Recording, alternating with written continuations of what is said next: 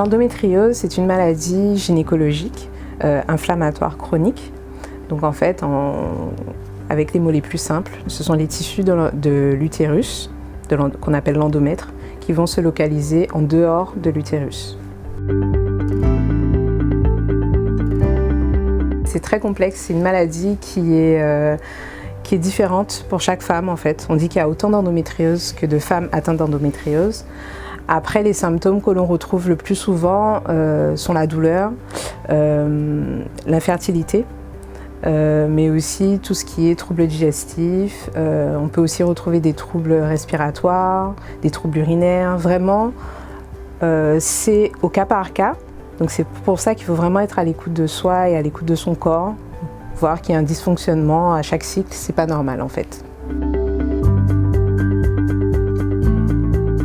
Alors, à ce jour, on dit qu'une à deux femmes sur 10 sont atteintes d'endométriose. Ce sont des chiffres qui datent de plus de 30 ans, donc des études sont en cours.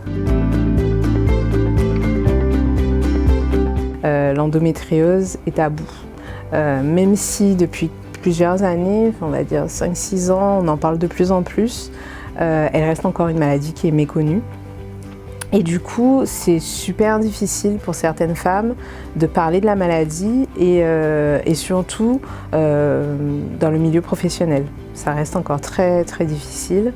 Et puis ça commence à l'adolescence. Donc pareil, au niveau des collèges et des lycées, c'est très important d'en parler parce qu'il y a beaucoup de jeunes filles qui ne comprennent pas ce qu'elles vivent et qui se renferment sur elles-mêmes. Ça crée forcément un isolement et des maladies en lien, donc des dépressions parfois, des choses comme ça, qu'on peut éviter. Plus on en parlera, moins on aura de femmes isolées et plus toutes les personnes autour en fait comprendront que c'est une vraie maladie.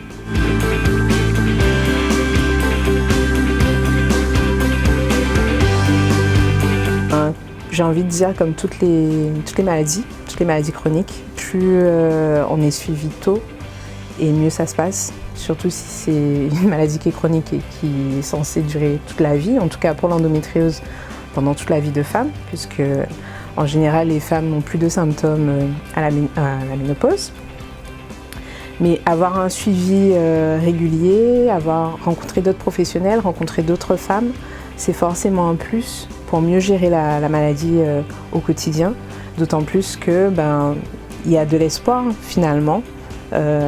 C'est pas une fatalité d'avoir une endométriose.